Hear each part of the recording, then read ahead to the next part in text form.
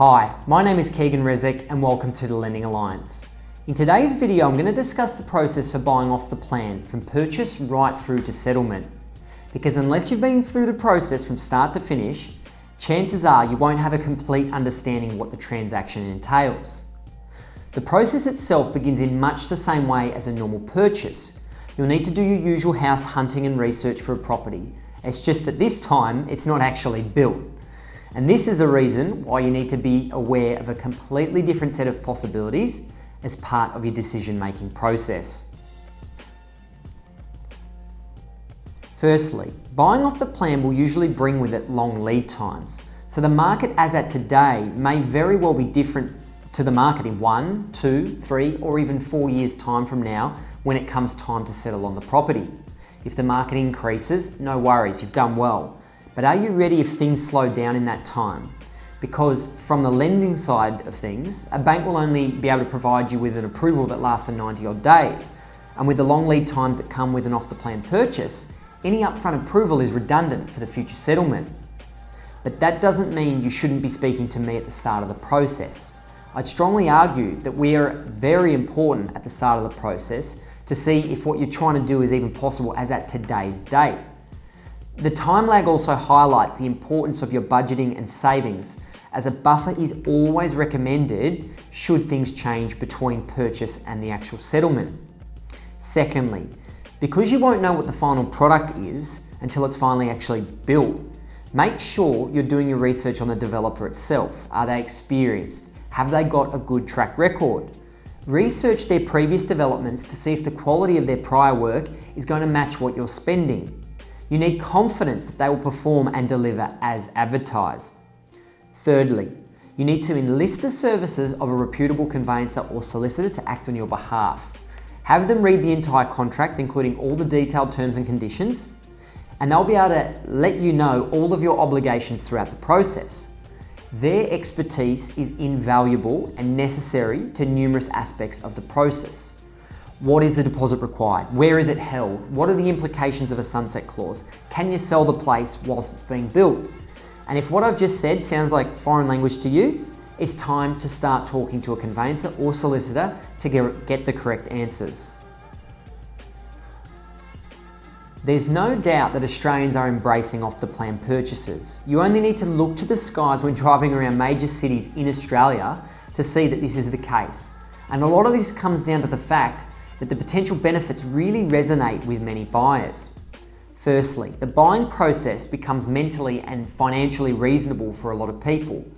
Typically, you only require a 10% deposit to the developer, and then the remaining balance is payable on completion of the property. And whilst the property is being built, the purchaser has more time to save up before settlement. Secondly, there is the possibility that the value of the property you purchase will increase in value over the time it's being built. Sydney in particular has seen a dramatic increase in valuations of off-the-plan purchases in the last 3 to 4 years. In some cases, people didn't even need to tip in any more deposit as the valuation had increased to a point that it wasn't even required. Thirdly, new properties have larger tax depreciation benefits. But remember, this only benefits you if the property is an investment or it ends up becoming an investment. Further to this, most states and territories have some form of grant or stamp duty concessions when you're a first-time buyer with an off-the-plan purchase. I've actually done a video on stamp duty concessions. You should go and check it out on our website and it'll give you a more detailed breakdown. Fourth and lastly, the demand for new and modern turnkey solutions in our busy lifestyle is almost coming as a non-negotiable for many Australians. Now that we've covered off the considerations and benefits, it's at this point where you're going to decide to either proceed with the purchase or not. And for those of you that did in fact purchase off the plan, we need to look at the process past the exchange of contracts and your deposit being paid. The developer themselves will set out a rough guideline with regard to build time, and you'll also typically receive quarterly or periodic updates as to the progress of the development. As you're approaching completion, say 3 months out from the expected settlement, it's time to start talking to me again. We will need to re-look at your entire financial situation, do the analysis on appropriate lenders, and in tandem with you, the client, we will proceed with the most appropriate option. but hold your horses. I'm yet to mention what's probably the most important part of the entire process now, and that's the valuation. The lender will always require a valuation so they can see exactly what they deem the security to be worth. The valuation itself can go one of three ways. It can come in at purchase price, it can come in over purchase price, and lastly, you need to be prepared should it come in under the purchase price, because ultimately the valuation will impact how much money you need to tip into the transaction over and above your initial 10% deposit. Depending the outcome of the valuation itself, we may continue with the lender we hold an approval at, or we might need to navigate to another lender to make things happen. With valuations underway, it also signals that settlement isn't far off, and that's the exact reason why we were prepared with the client ahead of time. And now with the valuation in hand, we can push the lender to a formal approval, because you mustn't forget that we still need to go through the normal motions once the formal approval is issued. That being, loan documents need to be signed up, loan documents need to be certified, and any other small pieces we need to cover off at this point so that we're ready to book in for settlement.